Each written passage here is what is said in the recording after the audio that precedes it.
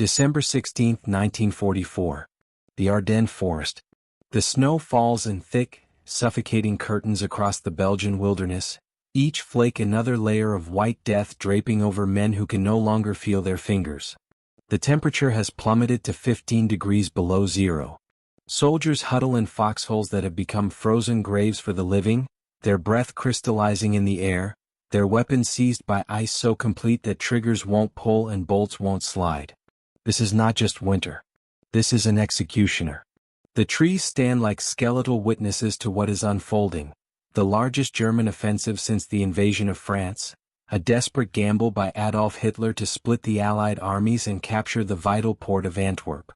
200,000 German troops have smashed through American lines in a surprise attack so complete, so overwhelming, that entire battalions have simply ceased to exist.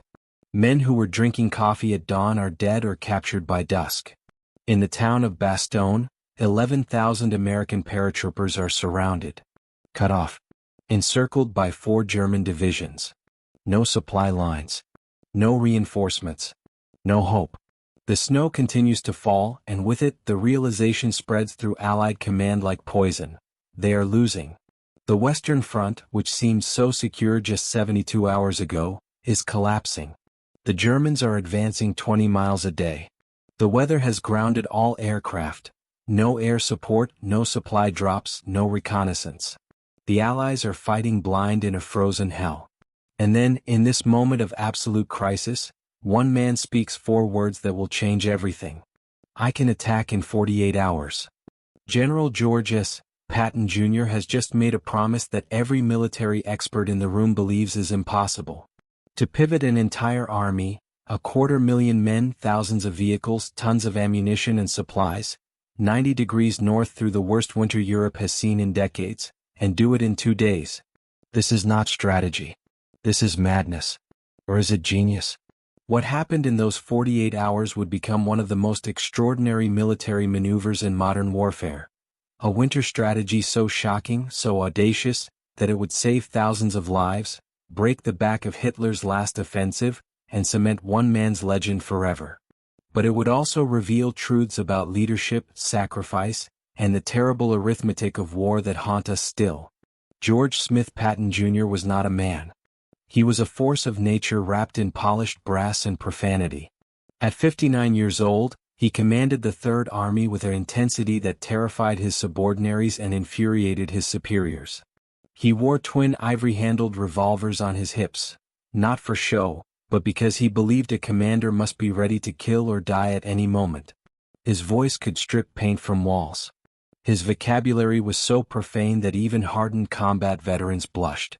He slapped shell-shocked soldiers and called them cowards, nearly ending his career in disgrace. Yet this same man wrote poetry in his spare time. He believed in reincarnation, convinced he had fought in ancient battles as a Roman legionnaire, a knight at Crécy, a cavalryman under Napoleon. He would weep openly at the graves of his fallen soldiers, then curse at staff officers who moved too slowly. He was a contradiction wrapped in an enigma, dressed in a perfectly tailored uniform. But above all else, George Patton understood one fundamental truth about warfare that separated him from every other Allied commander. Speed kills and hesitation kills more. While other generals planned cautiously, Patton attacked. While they studied maps, he moved. While they waited for perfect conditions, he created them through sheer velocity and violence. His philosophy was brutally simple.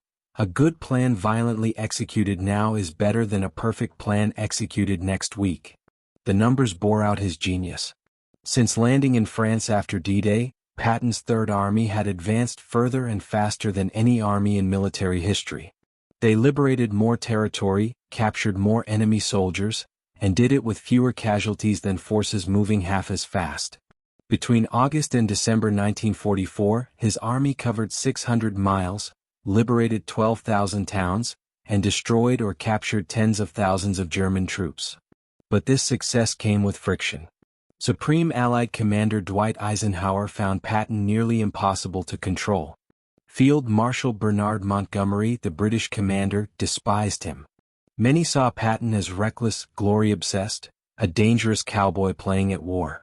The slapping incidents, where Patton struck 2 soldiers suffering from what we now know as PTSD, had nearly gotten him relieved of command. Only his undeniable effectiveness kept him in the fight. There was something else about Patton that few understood. He studied war the way scholars study scripture. While other officers relaxed, Patton read military history obsessively. He had analyzed every major campaign from Alexander the Great to Frederick the Great to Napoleon. He understood terrain, logistics, enemy psychology, and the decisive moment when audacity trumps caution.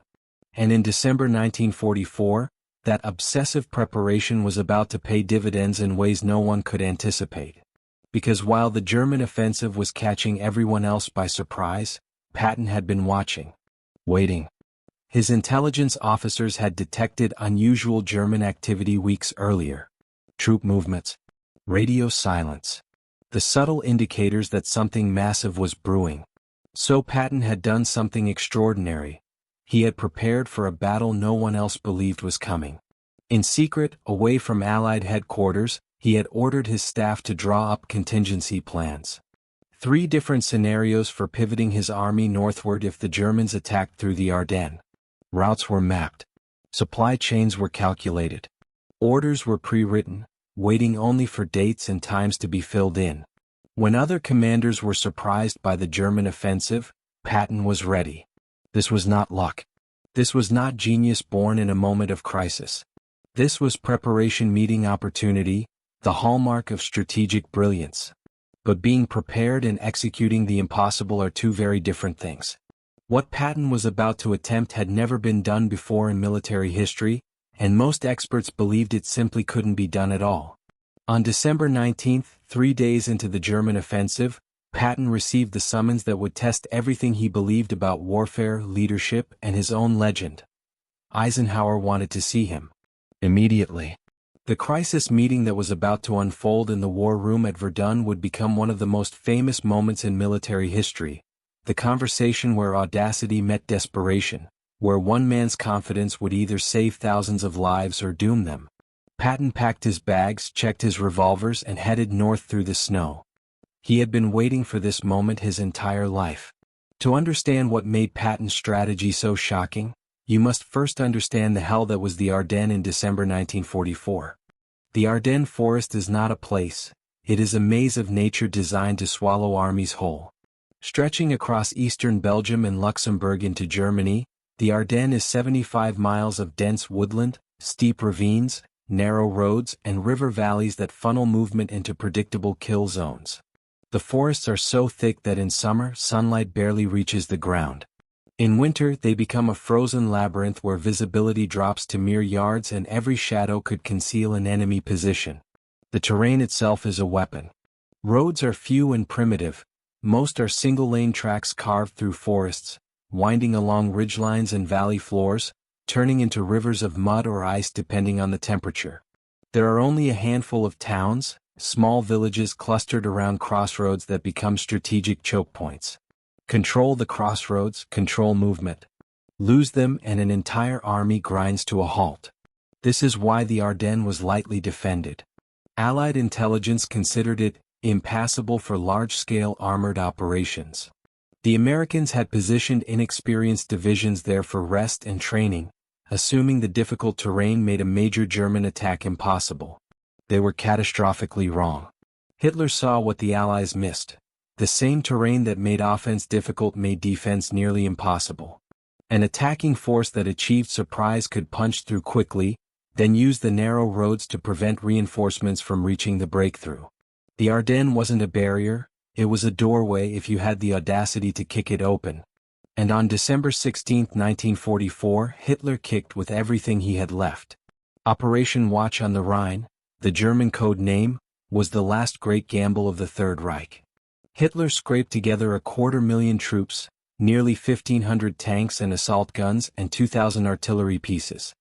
He gave command to his best remaining generals and issued orders that were as desperate as they were ambitious. Split the Allied armies, drive to Antwerp, capture the port, cut off British and Canadian forces, and force the Western Allies into a negotiated peace. It was fantasy disguised as strategy.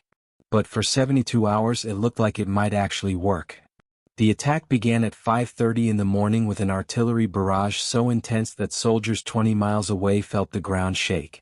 2,000 German guns opened fire simultaneously along an 85-mile front, turning the snow-covered forest into an eruption of fire and steel. Then came the tanks, panzers and tigers emerging from the tree line like mechanical demons, their tracks chewing through snow and frozen earth. The American units in the path of the assault had no chance. They were green troops, inexperienced, outnumbered 5-1. Some fought with desperate courage. Others broke and ran. Entire companies were surrounded and destroyed before they could even radio for help. By nightfall on the first day, the Germans had torn a hole in the American line 15 miles wide and 8 miles deep. By the second day, German forces were 30 miles inside Allied territory, racing for the Meuse River bridges. By the third day, panic was spreading through Allied headquarters faster than the German advance. And then there was the weather.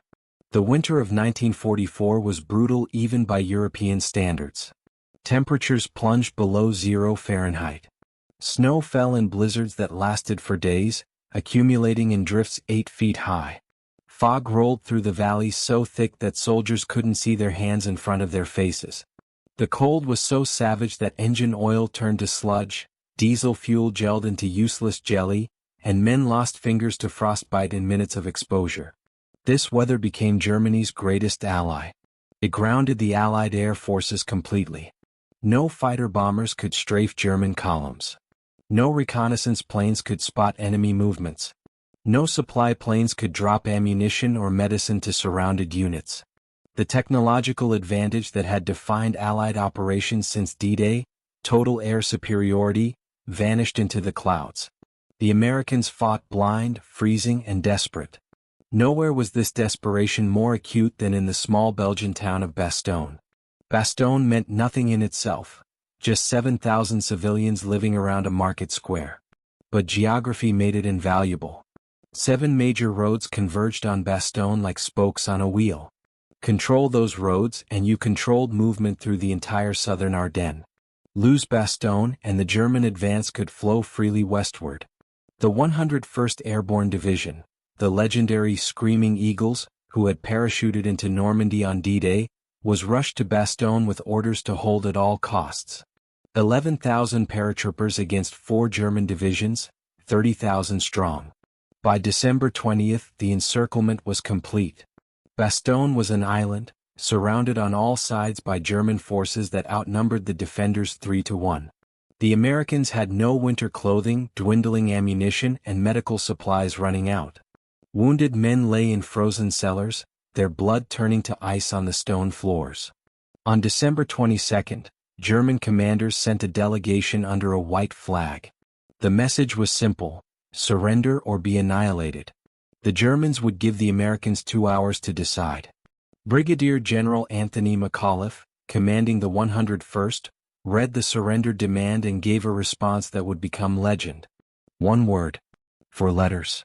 Nuts. It was defiance born of desperation. McAuliffe knew his men couldn't hold much longer. Ammunition was nearly gone. The wounded were dying for lack of medical care. Food was running out. The cold was killing as efficiently as German artillery. Bastogne needed a miracle. The Allies needed a miracle. And 70 miles to the south, in a different sector entirely, George Patton was about to deliver one, but only if he could do something that had never been accomplished in the history of modern warfare. The stage was set. The crisis was absolute. The weather was murderous. And in a conference room in the ancient French fortress city of Verdun, the most important military meeting of the war was about to begin. To fully grasp the magnitude of what Patton was about to attempt, we must understand the chessboard on which this deadly game was being played. By December 1944, the Allies believed they were winning the war. And by every reasonable measure, they were. Since the D-Day landing 6 months earlier, Allied forces had liberated France, driven into Belgium, and reached the German border. The Third Reich was being crushed between 2 unstoppable forces, the Western Allies advancing from France and the Soviet juggernaut rolling in from the east. German cities were being reduced to rubble by round-the-clock bombing. The Luftwaffe was nearly destroyed. Oil supplies were evaporating. The war seemed to be entering its final chapter. But Hitler refused to read the ending. The Führer had spent months planning Operation Watch on the Rhine in obsessive secrecy, betting everything on one desperate throw of the dice. His logic, twisted though it was, contained a kernel of strategic insight. The alliance between America, Britain, and the Soviet Union was unnatural, held together only by their common enemy. Inflict a massive defeat on the Western Allies, capture a major port, and perhaps the alliance would fracture. Perhaps Britain and America would seek a separate peace. Perhaps Germany could then turn all its remaining strength against the Soviets. It was delusion, but delusion backed by 300,000 troops and the last reserves of German armored strength. The German plan hinged on speed and weather. Speed to reach the Meuse River bridges before Allied reinforcements could arrive. Weather to keep Allied aircraft grounded and negate their technological superiority. If both conditions held, the plan had a chance, slim but real. And for the first 72 hours, both conditions held perfectly. The German advance created a bulge in the Allied lines, hence the battle's eventual name, the Battle of the Bulge. At its deepest point, German forces penetrated 50 miles into Allied territory. They overran supply depots, captured thousands of prisoners, and came within 4 miles of critical fuel dumps that would have kept their tanks running all the way to Antwerp. The psychological impact was devastating. Allied soldiers who had been advancing victoriously for months suddenly found themselves retreating in chaos. Rumors spread of German commandos disguised in American uniforms, sowing confusion behind the lines. Reports came in of SS units massacring American prisoners at Malmedy, 84 unarmed POWs machine-gunned in a snowy field. Fear became a contagion. At Supreme Headquarters Allied Expeditionary Force, FF, the mood was approaching panic. Eisenhower's staff drew up contingency plans for evacuating Paris. Some officers privately discussed the possibility of a general Allied withdrawal to more defensible positions. The strategic situation was dire, but the geography made it even worse. The Ardennes offensive had split the Allied front in two. American forces north of the Bulge were cut off from those to the south. Communication lines were severed. Coordinating a response across the fractured battlefield seemed nearly impossible. Eisenhower faced a commander's nightmare. His forces were divided, his supply lines threatened, his troops reeling, and the weather prevented him from using his greatest advantage, air power. He needed to seal off the German penetration from the north and the south simultaneously, pinching the Bulge closed before German forces could reach the Meuse.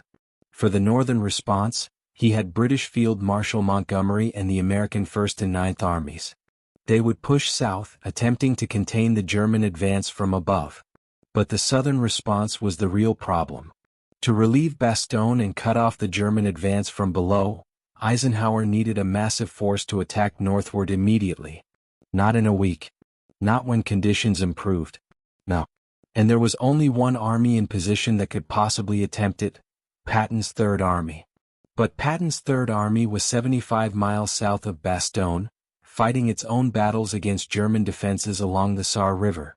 His forces were actively engaged, his supply lines stretched in completely the wrong direction, his troops oriented east toward Germany, not north toward the Ardennes. To respond to the crisis, Patton would have to disengage from active combat, rotate his entire army 90 degrees, move it 75 miles through one of the worst winters in European history, on roads clogged with refugees and retreating units, while maintaining enough combat readiness to immediately attack one of the most fortified positions the Germans had created. The logistical calculus was staggering. 250,000 men. Thousands of tanks, trucks, and artillery pieces. Millions of gallons of fuel. Tens of thousands of tons of ammunition. Communication networks. Medical units. Supply chains. Military doctrine of the era held that moving even a single division, 10 to 15,000 men, required weeks of planning. Moving an entire army required months. Doing it in winter, under combat conditions, while maintaining operational effectiveness. Impossible. That was the word every staff officer used. Impossible. The textbook said it couldn't be done. The logistics manual said it couldn't be done. The weather alone made it suicidal to attempt. Even if Patton could somehow move his forces that quickly, they would arrive exhausted, disorganized, low on supplies, and face an entrenched enemy that had just won a stunning victory and held all the advantages of terrain. It would be sending men to their deaths for nothing. And yet, on December 19, when Eisenhower called an emergency conference of all senior Allied commanders in Verdun, he knew he had to ask anyway. Because the alternative was watching Bastogne fall, the German advance continue, and potentially the entire Allied campaign in Western Europe unravel. The meeting room in the Verdun barracks was freezing. The heating system had failed. Officers kept their coats on, their breath visible in the cold air, an almost poetic reflection of the crisis they faced. Eisenhower stood before a map showing the enormous German bulge driven into Allied lines. His face was grave. The pressure on him was immense, not just military pressure but political. The American public had been told the war was nearly won. Now their army was retreating, and the headlines back home screamed of disaster.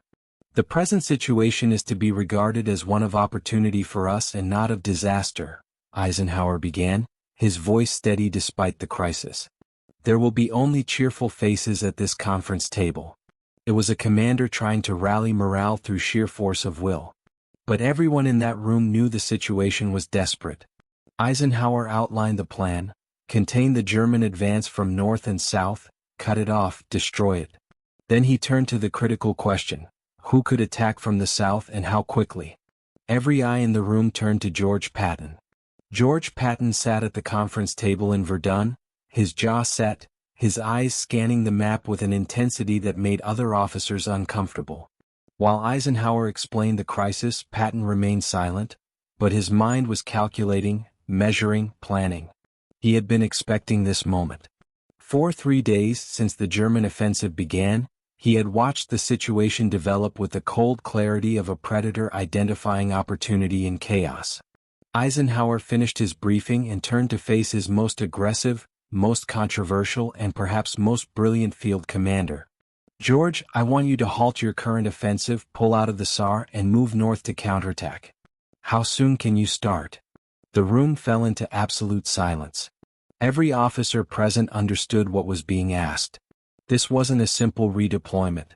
This was asking a man to stop a battle in progress, reverse his entire operational direction, move a massive army through winter conditions, and attack into the teeth of a German offensive that had just destroyed everything in its path. Patton didn't hesitate. His response came instantly, delivered with such confidence that several officers would later recall thinking he must be joking. On December 22nd. With 3 divisions. 3 days. 3 full divisions, 45,000 combat troops, plus all supporting elements. Attacking in 72 hours. There was a moment of stunned silence, then nervous laughter rippled through the room. One British officer muttered something about American optimism. Even Eisenhower, who knew Patton's capabilities, looked skeptical. "Don't be fatuous, George," Eisenhower said, his voice carrying an edge of irritation. He respected Patton, but this seemed like grandstanding at the worst possible moment. Patton leaned forward, his voice dropping to that dangerous quiet that his staff officers knew meant he was absolutely serious. "This has nothing to do with being fatuous, sir. I've already made my arrangements and my staff is working out the details. We can attack with 3 divisions on the 22nd, 72 hours from now." The room erupted. Voices overlapped, questions, objections, disbelief. Several officers insisted Patton was either lying or had lost his mind. The British commanders exchanged skeptical glances. Even sympathetic American generals wondered if the pressure had finally broken their most aggressive peer.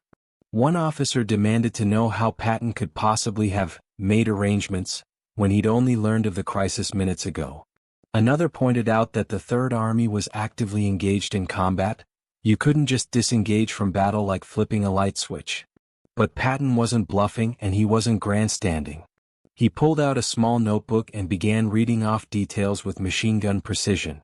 3 contingency plans. Already drawn up. Routes mapped. Supply points identified. Communication networks prepared.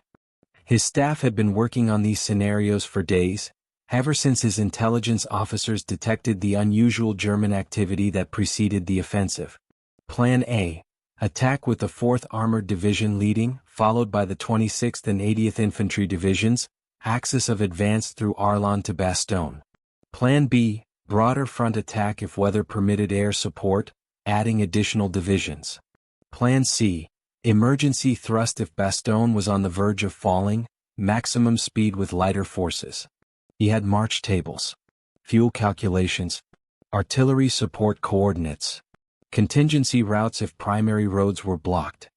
He had already alerted his division commanders to prepare for a major redeployment. They were waiting for his order to execute. Eisenhower stared at Patton, and in that moment the Supreme Commander realized his most difficult subordinate had just proven to be his most prepared.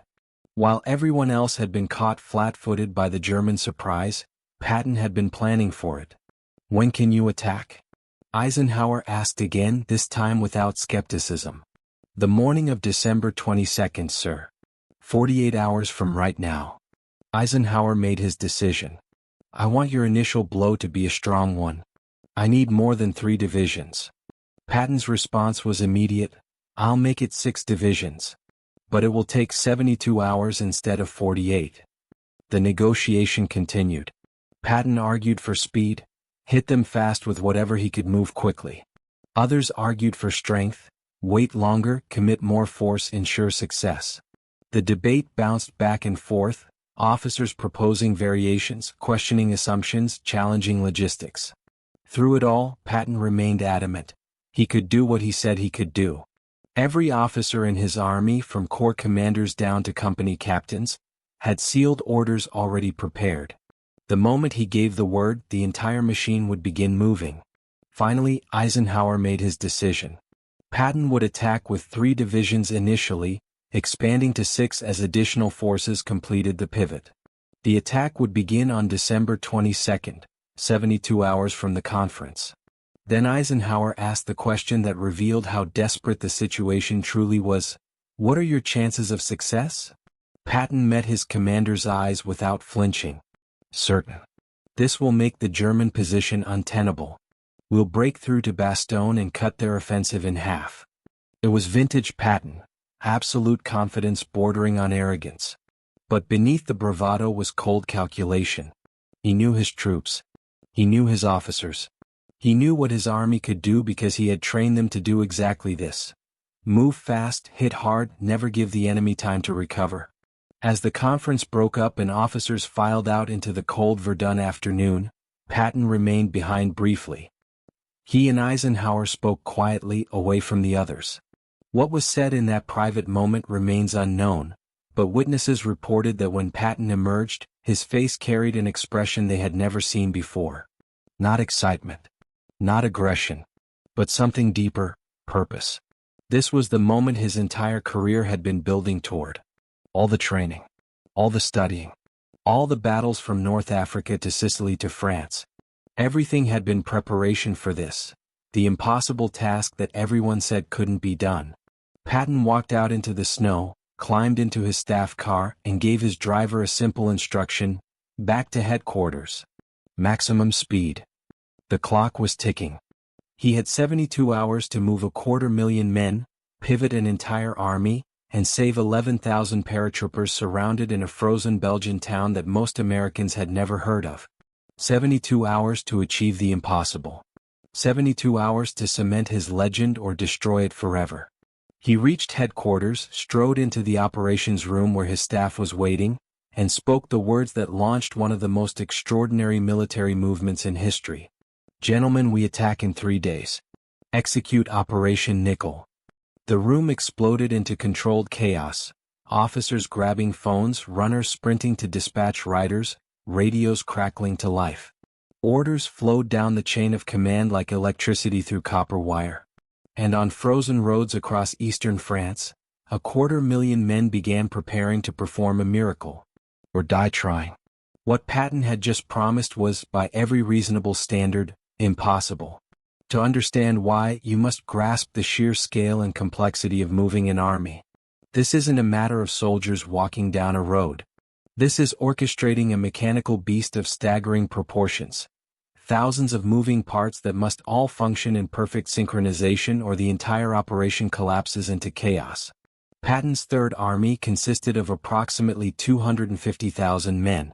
But those men required support: 40,000 vehicles ranging from jeeps to tanks to supply trucks, hundreds of artillery pieces, tens of thousands of tons of ammunition, fuel, food and medical supplies, communication equipment, engineering units, medical facilities, maintenance crews. And all of this had to move 90 degrees from its current orientation, from pointing east toward Germany to pointing north toward Belgium, in the middle of winter, on roads that were never designed for such traffic, through a landscape already clogged with refugees, retreating units, and the general chaos of war. The logistical nightmare began with roads. The region had only a handful of main routes capable of handling heavy military traffic, and most of those were already jammed. Patton's staff identified three primary axes of advance: narrow corridors through which three entire divisions would have to flow simultaneously. Think of it this way: imagine trying to move the entire population of a medium-sized city, along with all their vehicles and equipment, down three country roads in a blizzard at night, while under potential enemy attack. Now add the requirement that when they arrive, they must be organized, supplied, and ready to fight immediately. That's what Patton promised to do in 72 hours. The fuel requirements alone were staggering. Tanks consumed gasoline at terrifying rates. A Sherman tank got roughly 2 miles per gallon. Multiply that by hundreds of tanks, add thousands of trucks, and you're looking at millions of gallons of fuel that had to be moved forward along those same congested roads. Then there was ammunition.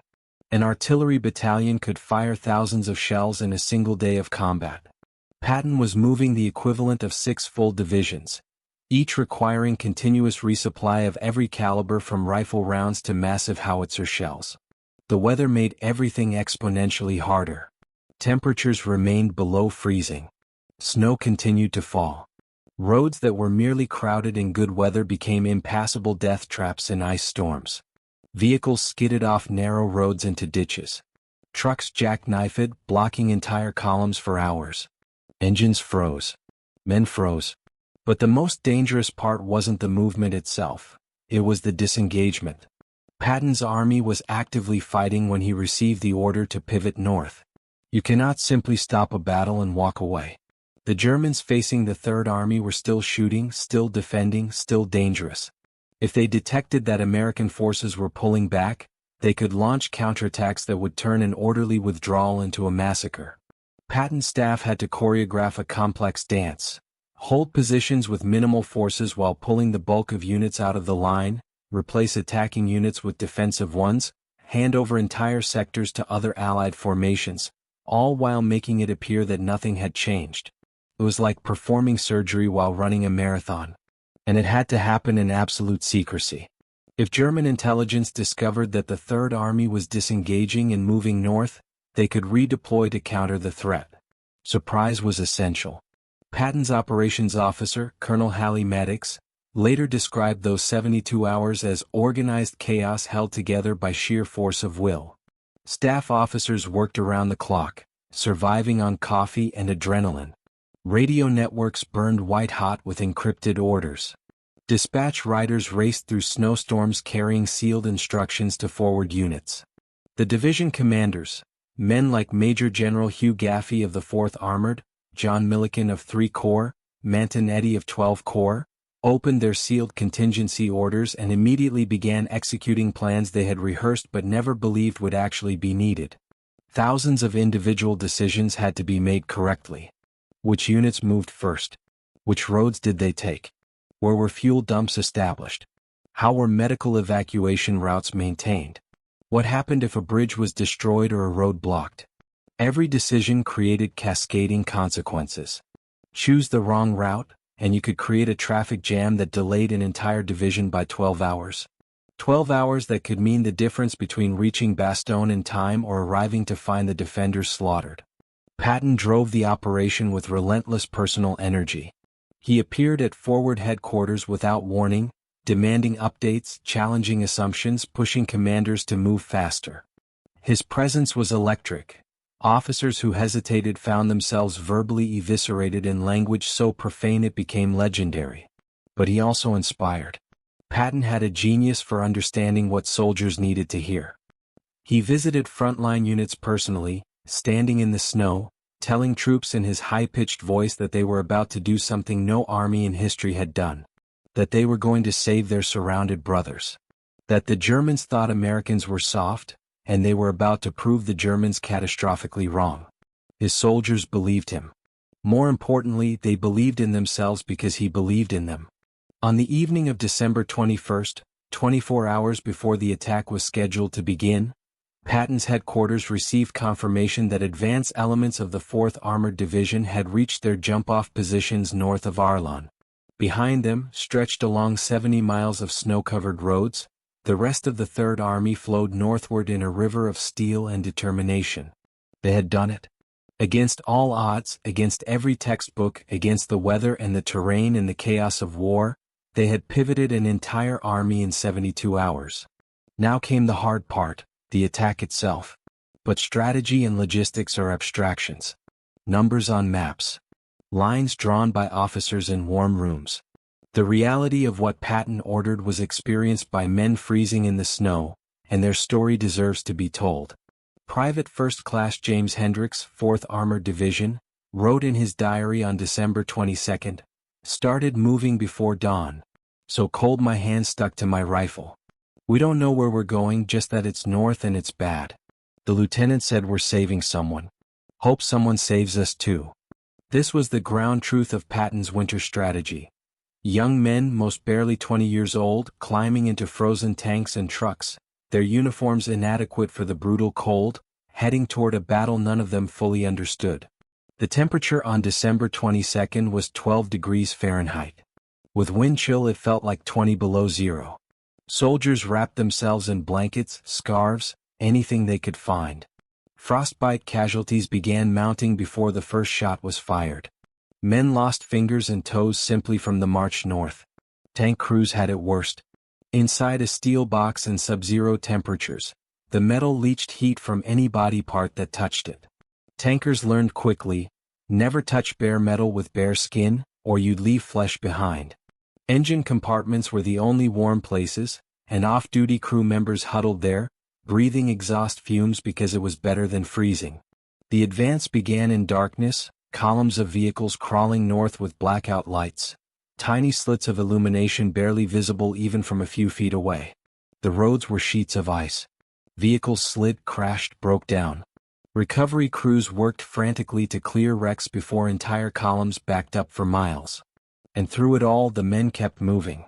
Because Patton had told them they were needed.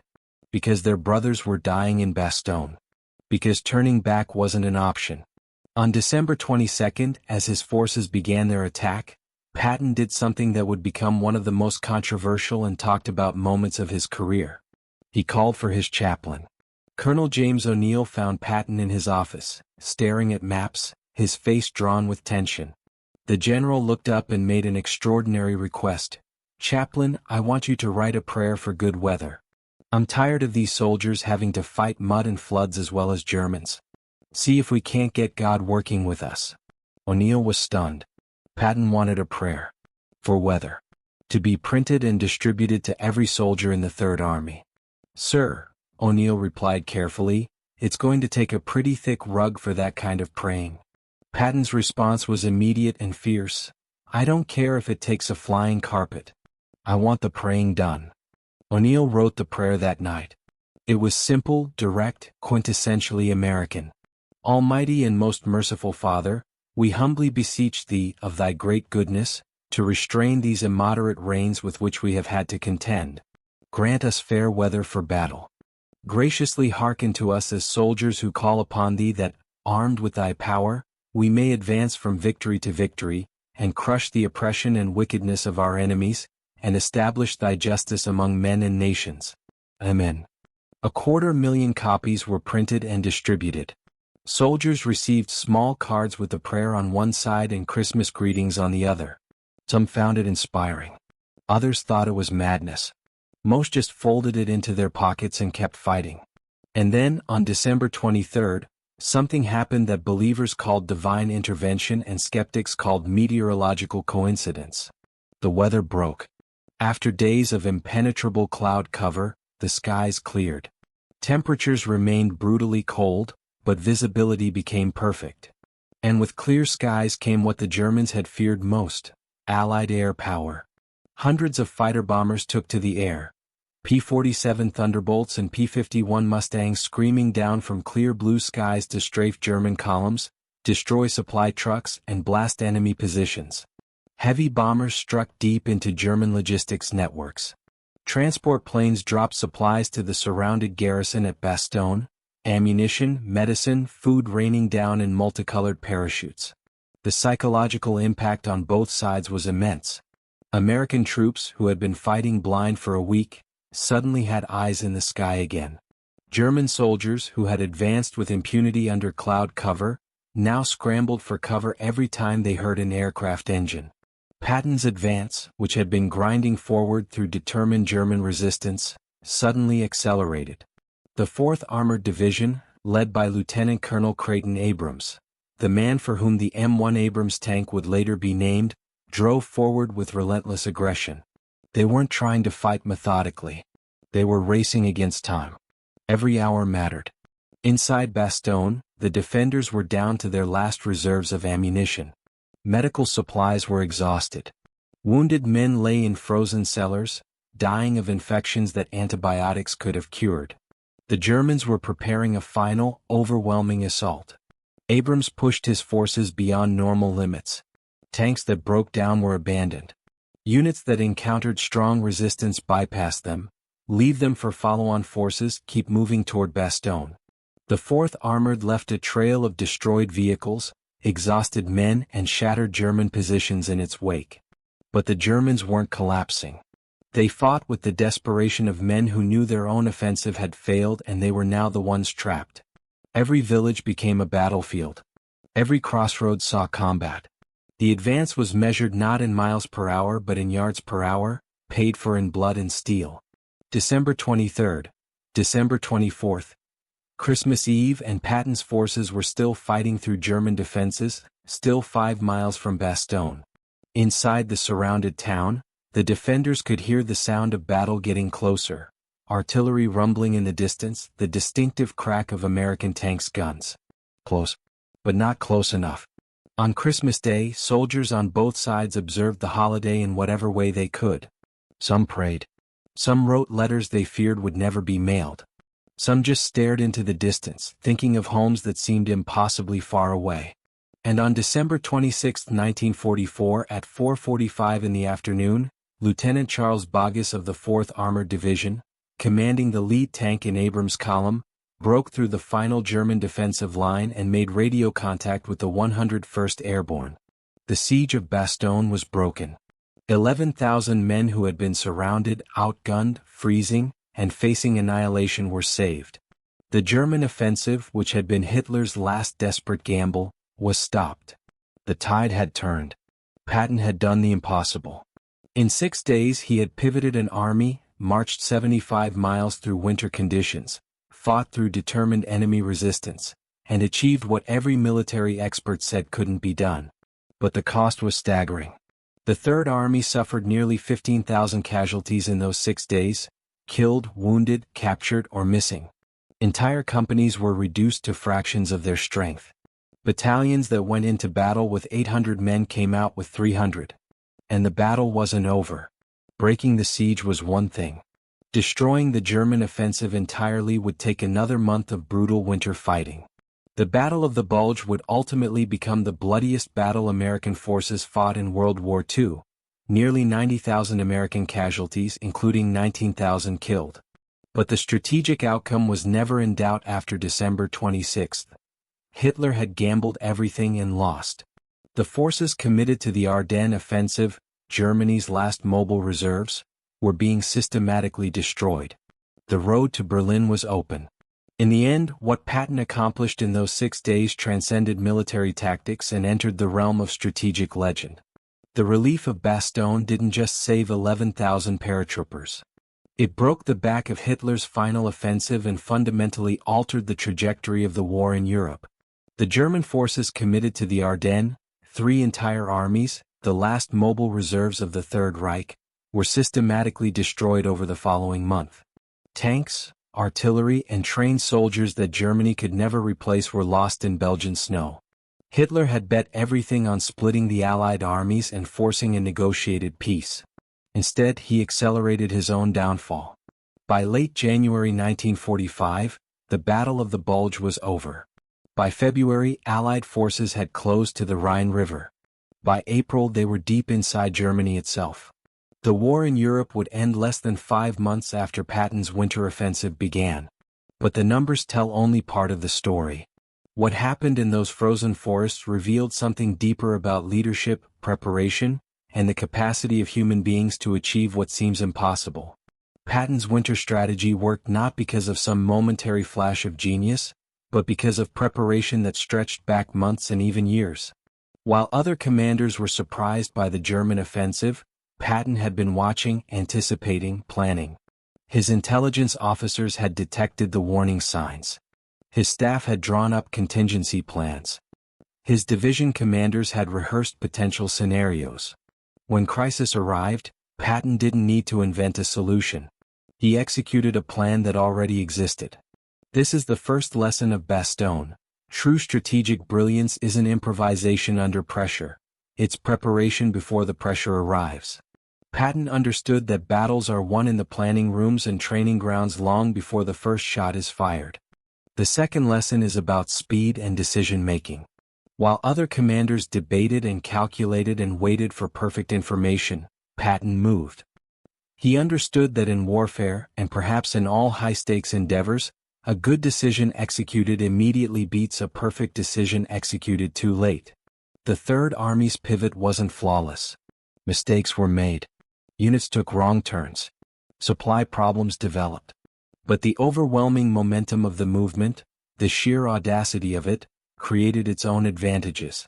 The Germans couldn't respond effectively because they couldn't believe what was happening. By the time they understood the scope of Patton's maneuver, it was too late.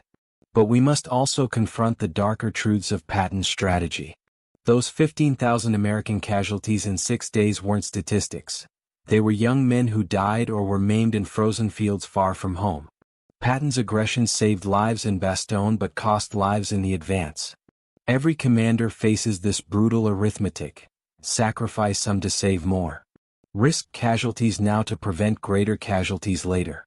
Was Patton's trade-off the right one? Military historians overwhelmingly say yes. A slower, more cautious approach would have allowed Bastogne to fall, let the German offensive continue and ultimately cost far more lives. But that analysis offers little comfort to the families of the men who died on those frozen roads. This is the weight that great commanders carry, decisions made in conference rooms that translate to death and suffering in the field. Patton felt this weight, though he rarely showed it publicly. His personal writings reveal a man haunted by casualty reports, who visited field hospitals and wept at the graves of his soldiers, then forced himself to project absolute confidence because that's what command required. There's something else worth understanding about that winter: the role of the soldiers themselves. Patton's strategy only worked because 250,000 men executed it. Tank crews who kept their vehicles running in impossible conditions. Truck drivers who navigated icy roads for days without sleep. Infantry who fought in temperatures that should have killed them. Supply officers who performed logistical miracles. Medics who saved lives in frozen aid stations. The names of most of these men are forgotten now. No monuments bear their inscriptions. But without their endurance, their courage, their willingness to push beyond what seemed humanly possible, Patton's brilliant strategy would have been just lines on a map. This speaks to something fundamental about human capacity.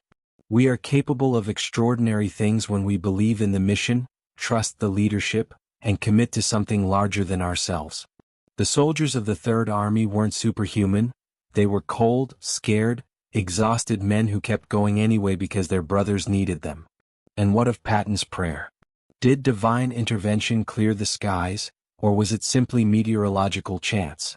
The question misses the point. What mattered was that soldiers believed something larger was watching over them. In the face of chaos and death and suffering, that belief, whether religious or simply faith in their cause, gave them strength to continue. The winter of 1944 revealed that wars are fought not just with steel and strategy, but with will and belief and the refusal to accept defeat even when defeat seems certain. 70 years later, Patton's winter strategy is still studied in military academies worldwide. Not just as a tactical masterpiece, but as a case study in leadership under crisis, the importance of preparation, the power of aggressive action, and the cost of command. But perhaps the deepest lesson of Bastogne isn't military at all. It's human. It's about what people can achieve when they refuse to accept the word impossible. When they prepare for disasters that may never come. When they act decisively despite incomplete information. When they endure suffering for purposes beyond themselves. The men who fought in the Ardennes that winter, American, German, British, Belgian, are almost all gone now. The snow that fell on their battles has melted and fallen and melted again for 8 decades. The forests have regrown over the shattered ground. But what they proved remains, that human beings, when pushed to the absolute limit, can transcend those limits. That leadership matters. That preparation matters. That speed of action can overcome disadvantages and strength. That sometimes, against all reason and all odds, the impossible can be done. George S. Patton died in a car accident in Germany just days after the war ended, never making it home to the America he fought for. But the winter strategy that saved Bastogne, that changed everything, became his immortal legacy, a testament to the power of preparation, the necessity of audacity, and the terrible burden of command. In the end, the snow fell on victors and vanquished alike, indifferent to the human struggles beneath. But those struggles mattered. They shaped the world we inherited. They remind us that history isn't made by inevitable forces or unstoppable trends, but by decisions made by individual human beings in moments of crisis. And sometimes those decisions echo through generations.